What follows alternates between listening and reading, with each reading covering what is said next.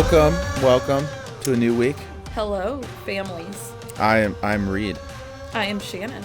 and every once in a while I'm kind of like, man, I feel like people don't know us at all, really. I know. I think it's because we don't know them. We would Yeah, like to that's know fair. them better. That's fair. So yeah, I do student ministries. So And I do other things around here. yeah, so much other, but you do have a long history in Yeah, kids. I was 10 years in children's ministry, and then I was family ministry for a hot second.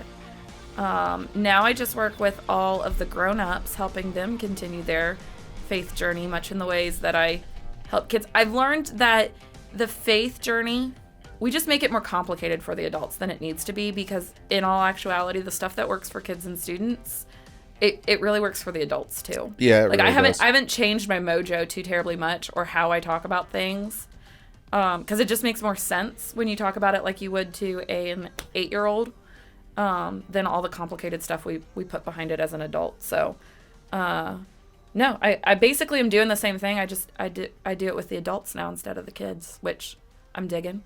It's fun. Yeah, I dig that too.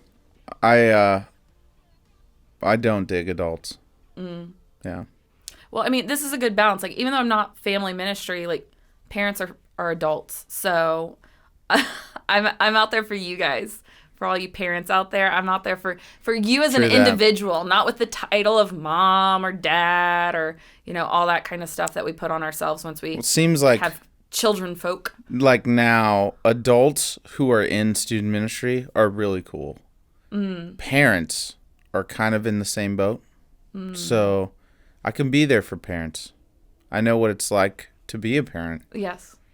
as The you do as empathy is well. there. Yes. The empathy is there. So when I walk by on a Sunday morning and there are multiple parents who are like, ugh, I'm like, yeah, man, I Yep. was there yesterday. And know, too, if I ever look at you because your kid's having a moment, it's a camaraderie look. Oh, yeah. It's I've been there, you can get through this look. It's not the judginess of somebody that doesn't know what you're feeling. It is totally you've got this. There's always like I'm with you, man. Yeah. I'm with I you. feel like we need like a symbol or something as parents. Yeah, like a Jeep wave. That if it's like, it's okay for me to approach and like affirm you as a parent in those really terrible moments.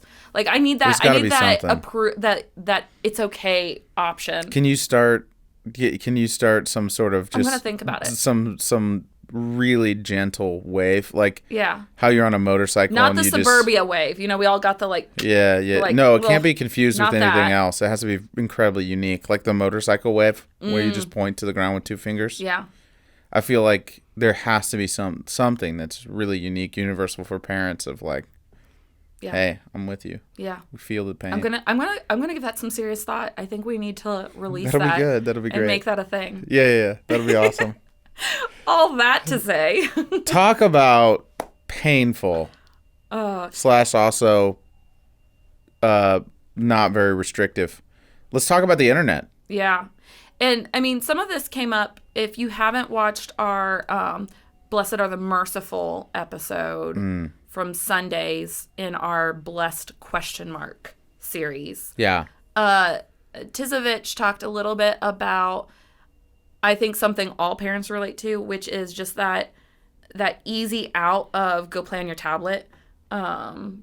Just giving them something that gives you a couple minutes of sanity to have a thought that you can actually complete. We've all been there. I mean, I think there are probably some really passionate parents that are just against the technology that are able to not go down that road. But I'd say at least 80% of us have been in that moment where, like, here's your tablet. Like, I don't care anymore. Yeah. Well, Daniel Tiger, I know that honestly they should sponsor us at this point. I know. Daniel Tiger in the potty episode. I need to bring that one back for a bit. You We've should. been struggling. Yeah, you We've should. been struggling on the potty front. I will always condone the Daniel Tiger potty episode. It worked so well for us. Well, and I will also tell you, if you've never watched Daniel Tiger, maybe your kids are out of that phase or whatever, just go back and watch the intro, because anyone that grew up with some Mr. Rogers, you're going to get a little heart spot. Yeah. A little warming of the heart that it hasn't been forgotten. Well, I'm not completely. going to lie. Mr. Rogers puts me to sleep in like 5 seconds or less. It's incredible. Picture was my favorite. I don't know what you're saying right now, Oh. but I don't like it. Oh. I'm so sad for you. I'm so sad for the generation that missed out on Mr. Rogers. Yeah, us young millennials. I mean, we I'm an just old don't millennial. even know. We don't even know good TV. You don't? I grew up with Rocket Power. I don't even know that. Man, I love Rocket Power. Ugh. That's a good one. All right, anyway. Anyways, internet. So we wanted to talk a little bit, like we gave some really, like, it was honest. Like, we can't disengage as a parent. We can't just cop out. And so it's not to say technology is bad and that you should cut it all out and go Amish or any of that kind of stuff. True. It's just it's the struggle we all have with staying intentional with all of our parenting decisions. And it can be hard when we're tired and stressed out and all that. But we want to give you some ideas and tools and resources on, okay, so we acknowledge zoning out as a parent is a bad thing. True. How do we stay intentional? How do we set boundaries? How do we say yes and no at the right times and those kinds of things? Yeah, and I think it's really hard. Ideal situation would be you start really, really young, and you start with how much time is even Right. good for you or Right. whatever. But you start instilling what we should look at, what we shouldn't look at really, really early. Right. So there's three different ways to figure out or how you could put something on a phone or how you can kind of monitor the content that is on phone devices. Not doing anything, I would say, is like a really poor choice. Right. But that's because that world is amazingly large. But even if we're just talking about the protection of your kid, I mean, we can go back to Stranger Danger, where Right. it's the same concept, especially, well, not even concept, it's the same. Right. And I mean, Stranger Danger has different effects that they found out through time and everything. So it's not even just like saying this thing and letting it be. It's explaining what that means. Like, what is a stranger in that concept and why is it dangerous at the level of whatever your kid is at. So in our family, we don't necessarily say stranger danger. We say safe adults. What does a safe adult look like? What does a safe adult make you feel like? Sure. And we have those conversations occasionally. It's the same thing as stranger danger, but we're elaborating on it so they can understand and identify that without me being around. Which I think is great. You should be going, these are safe places on your phone. This is safe places on the internet. This is, all of these things are safe. And the three different ways of kind of figuring it out. One is parental controls, which you can figure out from Apple, how you can even do it on iPhones. Well, and I'll say we just switched over to Google Wi-Fi on our house. Terrible. Sponsor us. No, maybe. I don't have Google Wi-Fi. But like, this is becoming common. I know Disney Circle is a thing too, but it has ways for you to limit where and how much your kids do with technology. Yeah. Per device, per kid, timings, all that kind of stuff from the Wi-Fi router, because Wi-Fi knows which device is which and all this kind of stuff.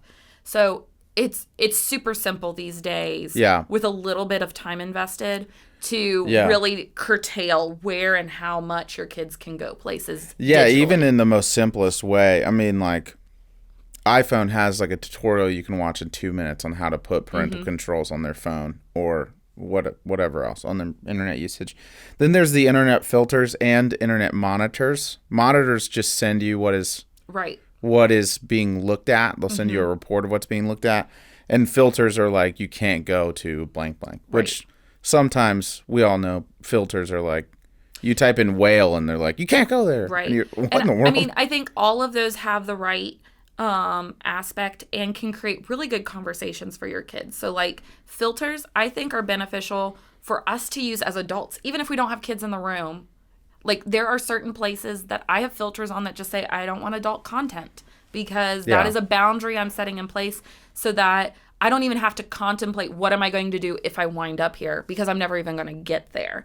And having that conversation with your teens, especially saying, hey, I still use these things as an adult because I don't even want to get into the places where I have to question what is the right thing. Because now, in a good moment when I'm healthy, I'm deciding that's not a good thing. Right. And so teaching your kids that kind of stuff before they get to adulthood and have to decide where are the okay places to go digitally. Right.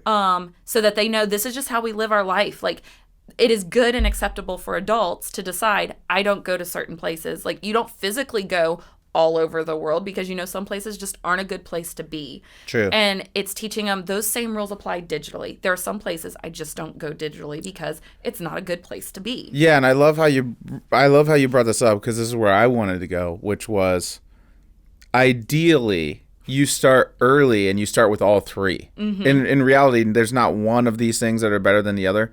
Use all three. Right. But as they get older, you're going to have to you're going to have to wean them off of these things and teach them something different. It's not about filtering their content. It's not about blocking them from going places, because at some point they're going to be 18 and they're going to be out of your house, and then everything's free. Right. So at that point, I don't think we can all say, I love the word unstable. If you are anywhere in the kid-teen category, you're living in a world that is unstable all the time. It's instability. They're learning how to be themselves through instability. So if you are teaching them those things, then you're setting them up for success later to make their own decisions of what is healthy and where should I go. You know what I mean? And it goes back to that parenting square. Early episodes, go check it out if you haven't. But at some point you have to start teaching your kids why you made the decisions you did. Because in the early years, you're going to do this because I'm the parent and you're the kid, and hopefully the trust is there that they just understand you're doing what's best for them. Like the reason that you make your decisions when you are in the early stages of life is because I'm the parent and I am doing what I think is best for you and the family. But as they get older into the teen years, you have to start explaining more of, hey, we made this decision to not do these things or not go these places because of X, Y, and Z reason. And that's because it's our value system, and that's because it's our faith, and that's because of all these other reasons that go into making those decisions. And I am hoping you will make those good decisions too as you continue to grow. And I mean, there is some of the whole, like, as long as you're in this house, this is how our house operates. This is what we believe. This is where we do and don't go and what we do and don't do. And so if you're living in this house, to some extent, there's going to be these boundaries to where you can still go. And I'm hoping you're going to keep those boundaries once you're out of this house. But this is how our house operates. So it's not so much as long as you live in my house, you'll obey my rules kind of thing, but as much of this is the ecosystem of where you live. Yeah. And this is how we stay healthy as a family. And if you choose to live outside of that, well, when you're old enough, you can make that choice. But in this house, this is how we operate. And bringing them into that conversation and having the permission to ask questions without it being like how dare you question my authority thing. Because they're trying to figure out where their boundaries are going to be. And they need that safe space to do it. Yeah, right. And it's going to be really hard, as I said, unstable. Mm-hmm. It's going to be really hard to tell someone who is unstable hey, this is what a stable environment looks like, and you should be in stable environment. Right. But they aren't that. They don't know what they're learning everything for the first times. So yeah, I think in reality, this is all great. But also in reality, if we're being honest, in this world, you can put up whatever filter, monitor, anything that you want, but it can't catch everything. Right. And if there are things that you don't want your kids to look at, we have to look at deeper heart issues. Right. Downstream is what you're talking about, of like, or up. I guess it would be upstream. Sure. Right? Is it up or down? I don't fish. I don't know, but if it's upstream, the root of the problem, that is what we're actually trying to fix. Now, the monitoring and the whatever, that makes it a little bit less accessible, which is nice, but it's never fully unaccessible. Right. Yeah, and make sure, especially again as they get older, and we'll talk about the younger years here in a second. Ironically, I feel like I'm dealing more with the older kids, but make sure that as you're monitoring, as things are hitting, and you're like, oh, why are they going there? Or don't make it like a thou shall not kind of thing. Make it a conversation of, hey, what brought you there? Like, Yeah. why did you go here? Like, what were you looking for? Like, do you think that was a good idea? Like, give them leading opportunities to say, yeah, I went there because so and so told me it was awesome, and I don't think it was awesome. Or, maybe they're like, somebody was talking about it at school, and I just wanted to see what they were talking about, or things like that. And have the conversation of like, okay, so what are you going to do now that you experienced, quote unquote, this moment? Like, do you think that was good or bad? Like, Right. give them opportunity to own some of the decisions they are making. But as far as younger stuff, I'll say, so, we're a foster family, which means we're co-parenting with people that don't necessarily have our same value system, same belief system. And we don't know how long our kids will stay with us. We don't know if it's going to be a couple more weeks, couple more years, different things of that nature. So we fast track our kids a lot of times.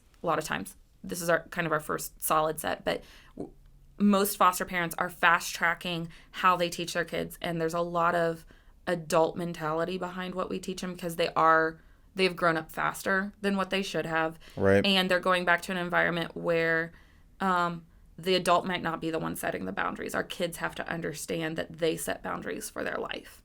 And we've had our kids for a little bit over a year, and our oldest is understanding I make my decisions and I have to live with the consequences, and this is what's good and this is what's bad. And he started making some of those connections in what we talk about being good and bad and how that relates to his technology. So, like, for example, he had this game that I didn't realize had like open world communication. So that's another thing, parents, like, don't just free download because other parents say it's a good thing, or like do your research, watch them over their shoulder, make sure that they aren't just having free reign to all these strangers on the internet. Right. But found out it was open world because he was talking into his microphone. He doesn't type very fast.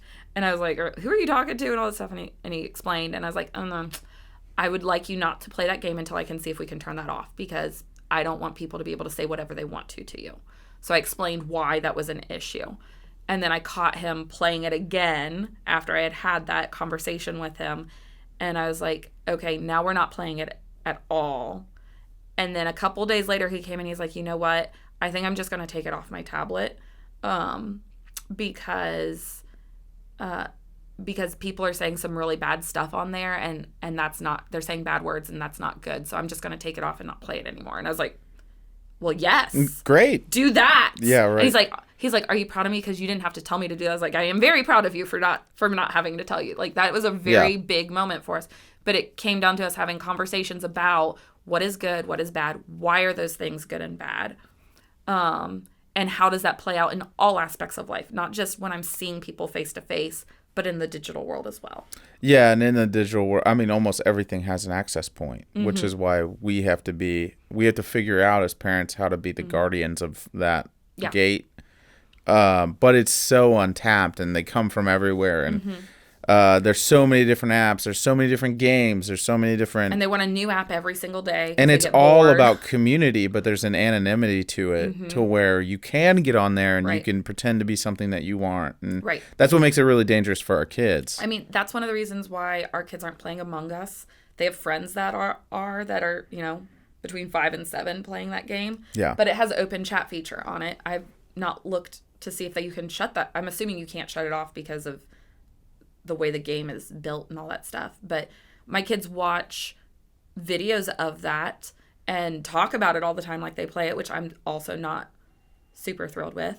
But co-parenting, again, plays a role into that. And so I talk with them a lot about, okay, so do you think that's a good game? Like, what's the bad parts about that game? Things like that. So it's not, we try not to shut that down, but have conversations. And just for like some nitty gritties of how we operate. And then I'd love to hear how you guys are talking about it, because you still have younger kids that you can control a little bit more of their technology interactions. But yeah, it's Daniel Tiger or nothing. Yeah. So we have a tablet for each of our kids, and Our oldest earns quarters every time he does a chore. So he doesn't get like a weekly allowance or anything, but he has to do the dishwasher he has to unload the dishwasher every day, and he gets a quarter for that. And there's other things he can earn quarters for. And then you can either save your money and use it, or a quarter gets you 15 minutes on a tablet. So if we're like, hey, you have time for tablet time, if you have quarters for it, he usually does that because, instant gratification and all.